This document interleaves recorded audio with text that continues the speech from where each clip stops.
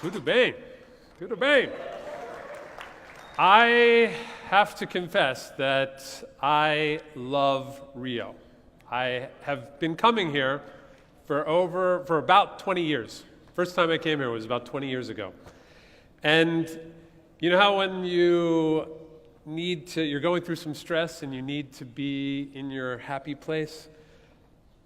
Often I come to Rio when I need that visualization of happiness. And it's yes, and everyone, we have a lot of people from the Dascoin family and the Net Leaders family that have come and become introduced to Rio, and they see it's incredibly beautiful, very beautiful, physically a gorgeous place.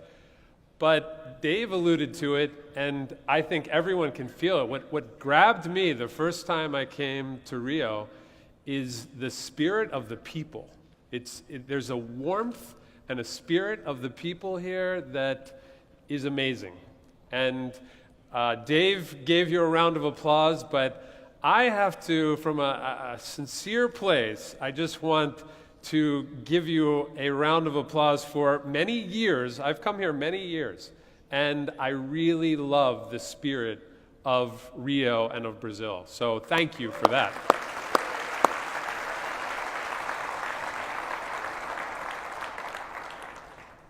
I want to share something that I think embodies the Brazilian spirit, and this is a natural place for us to come to really just share what's happening. I feel that a lot of what we've built in this domain is very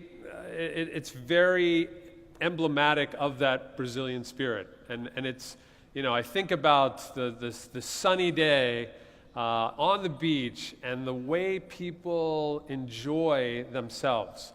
And that the equitable distribution of sunshine in this realm, and the way that people share from their heart, from their soul, it's just really something that's special. And I feel that a lot of the world doesn't have that. And I think that there's a very similar to that analogy of sunshine, that there's also, I see it as, and what I've always looked to in this whole realm is the economy, the way the economy works, and the way capital structure has worked within our economy has not been that open sunshine that everyone's enjoying. It's actually been very concentrated, as if the sun is only shining in certain places, or even worse, that there's a form of bondage happening where people can't reach the sunshine. They're not allowed out into the sunshine.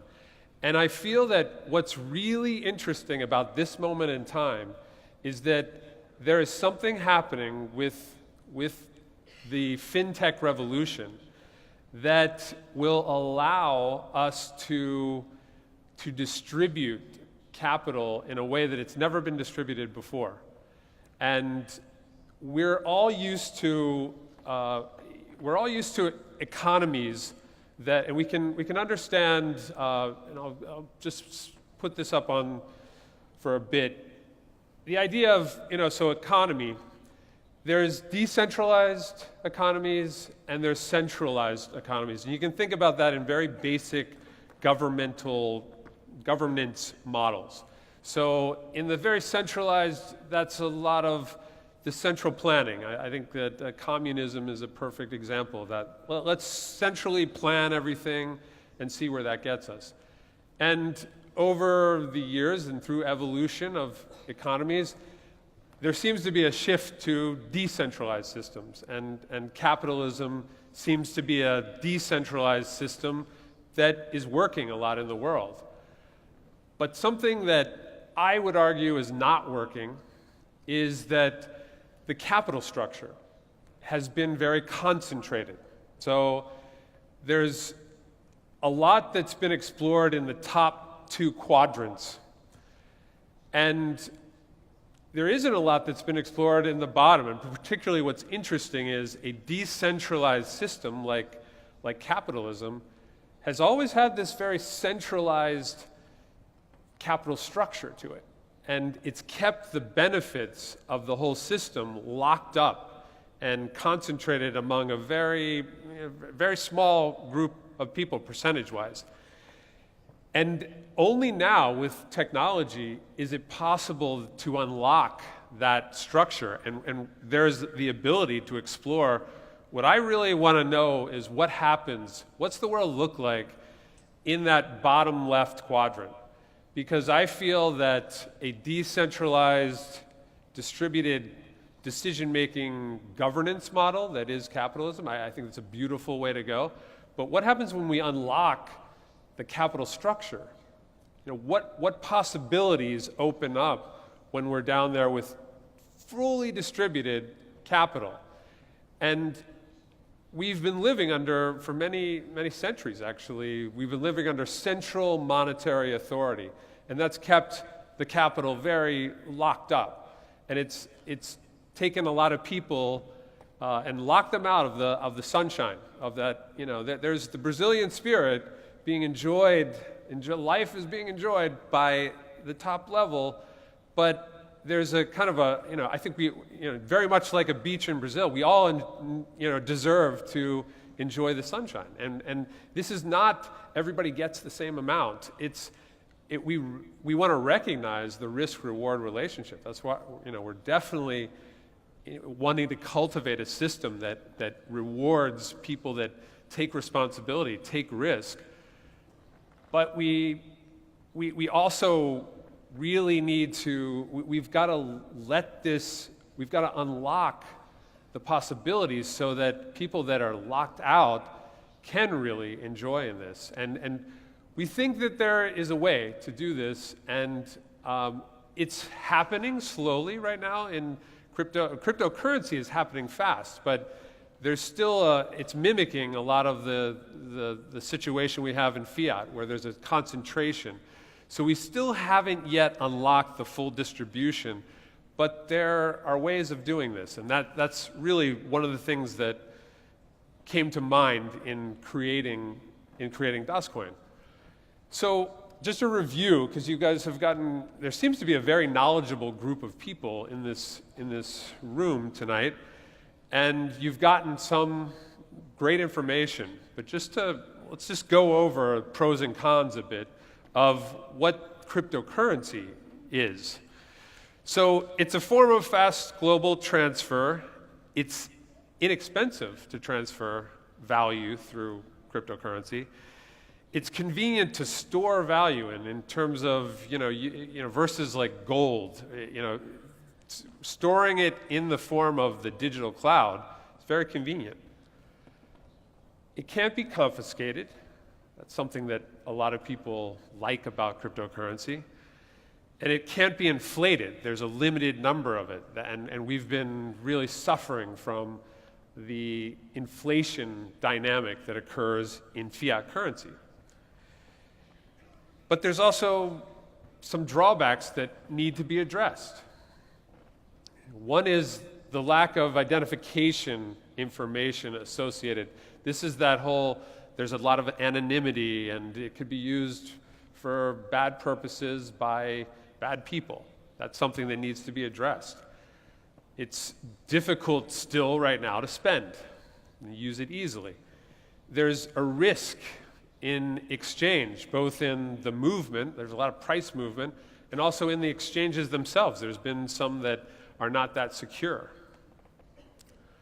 There hasn't been government regulation. That's coming. But that doesn't exist right now, and it makes a lot of people uncomfortable. And it's, in the totality of it, it's arguably difficult to understand. That's why education is so important. That's why there's a reaching out from our side of things, and to everyone in this room, to basically help bring about that understanding. So when we decided to create DasCoin, The idea was that we wanted to address these weaknesses that we saw and wanted to figure out what's it look like, what does a cryptocurrency look like that goes completely mainstream, that's being used all the time for various different things by a lot of people. So really a mainstream usage, and it's sustainable. It's not this, here today, gone tomorrow. What does it look like in a sustainable cryptocurrency? And so one of the places that we started was you need authenticated members. You need this, there needs to be a KYC. The banks use that. It's just identifying who's on the network. And we thought that's a very, very important element. And it is not, it's by most of our brethren in the cryptocurrency industry, that's looked upon as not important and potentially undesirable by them. They don't really want to be on the radar screen. But our view was we wanted to be sustainable and we wanted to be scalable. We think there's a lot of business to be done, and businesses aren't going to take a cryptocurrency seriously or aren't going to be able to justify it to their board members operating in a cryptocurrency if it's got unknown people operating on it, if it could be used for to finance terrorism, for money laundering. So we thought, first really important factor, this needs to be authenticated. Authenticated network, very important to us. A consortium blockchain, you learned a bit about what a blockchain is, and there's different ways to operate blockchains. They can be very open systems, and they turn out to be, it seems to be a great idea. It's very decentralized, very open system, and the proof of work, Bitcoin's a perfect example. Proof of work is one example of that type of a blockchain. Turns out it's extremely inefficient. It's very costly, has a big carbon footprint. It's one way to go, and it's a good way to go. It's going, Bitcoin is underneath that form of blockchain. But blockchain, as a lot of people in here know, is something that's fairly new, and it's still being understood, and there's a lot of different ways to create it. Now, on the other extreme would be a fully centralized blockchain. It doesn't make a lot of sense because the whole idea is that there's redundancy and immutability. A centralized blockchain, the operator has the ability to change records and affect that timestamping, fudge the numbers. So that's not too workable. But if you move down that spectrum, the idea of a consortium that is licensed to hold those records and is being held in different companies and or government bodies that are trusted and know that for the sake of the whole system, the strength of the system, there's not going to be collusion or some sort of changing, counterfeiting of the results of that. So what ends up happening is there's this structure called a consortium blockchain that has not been fully embraced by the industry, is starting to get more understanding, but it's something that we chose as our blockchain because it offered a lot of efficiency, and it offered many of the same great benefits of these open systems without the exorbitant cost and the huge carbon footprint. And so we thought this is something that really, we wanted to build on this concept. We thought that made a lot of sense. Again, we're looking for a sustainable system. What you're going to find out a lot in probably this year, so if the 2017 was the year of cryptocurrency in many ways, I think that's a statement that is a fact. This coming year, 2018, our current year, I believe should be the year of the ecosystem. in this realm of blockchain and cryptocurrency. And it's it's a signal to anyone that's really digging into this space. Look at the ecosystem. Look at the ecosystem around any of these coins. Paolo gave 5 important factors in when you're looking at a cryptocurrency. Look at the ecosystem. And by the ecosystem, we're talking about what the pieces that are around the coin or the currency itself. There's the wallet that you hold that coin in. There's the exchanges. There's different ancillary businesses that can be run on top of these these cryptocurrencies. And there's a whole realm of smart contracts that are potentially there, and there's many things that can happen in an ecosystem, and they naturally develop. So Bitcoin's a perfect example of, it's very decentralized, so the ecosystem naturally developed. There was no centralization. It just developed in a very disparate way, but it developed. Now, juxtapose that to a highly integrated ecosystem. So we love the principles of decentralization, and there are elements of centralization that work for the needs of this kind of a system. And so we've really looked to preserve as much of the decentralized as possible, but then bring in centralization where needed. And so it's a hybrid type of system, but it's an integrated ecosystem. And there's more than one company behind this whole enterprise that has DOSCoin as the center of it, the store of value unit, but there's an entire ecosystem of other companies, all in alliance with each other, all working in an integrated way.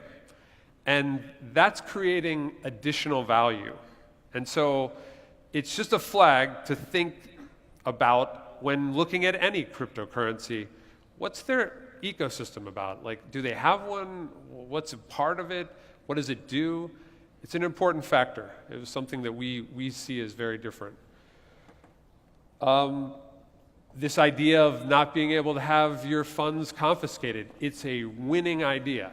No one wants these centralized banks to be able to just go in as they did in Cyprus and did a bail-in and took people's deposits out because they needed it. They needed the money. That's just something that doesn't go down well with anybody. So we've preserved that idea of a decentralized wallet in what we do. And we've also added a further element of, we use a device that manages the encryption keys for that wallet. So we really are taking people by the hand and helping them come into what is normally a do-it-yourself experience. The whole realm of understanding how to do something so decentralized, there's no company that is providing that information. You need to know somebody that knows how to do it, and hopefully they'll show you how to do it.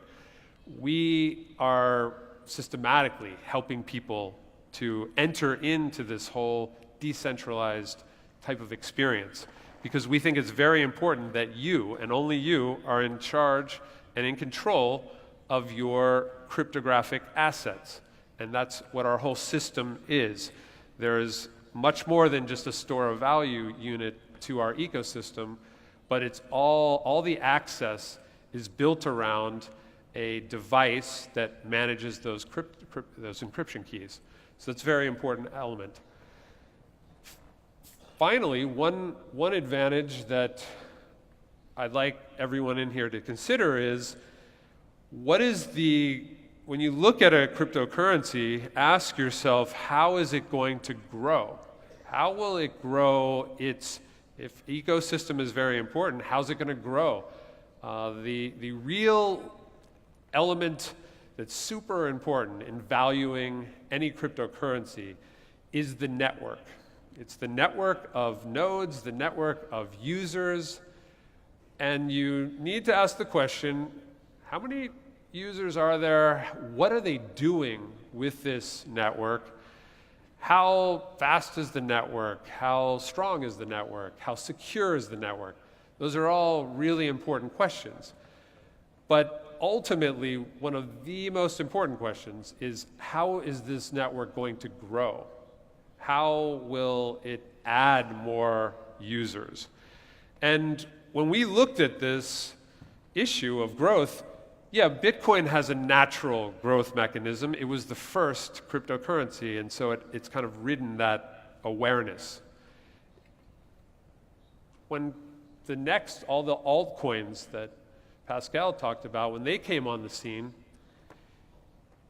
there needs to be reasons, and there is this frothy market where people are talking about, oh, it's this factor, that factor, but ultimately that becomes a very crowded market, and it's very surface, it's not substantial. And where our minds were going when we were creating this enterprise is, we believe that there's something really valuable in creating an education force, if for lack of a better word, a worldwide group of people that are equipped to educate others about this space. There's a lot to learn about this space. And so this idea that, to do that, you've got to incentivize people. There's a lot of ICOs that say, that seem to be saying, when people buy this token, they're going to go and tell people they bought the token, and they're going to hope that it gets used by people.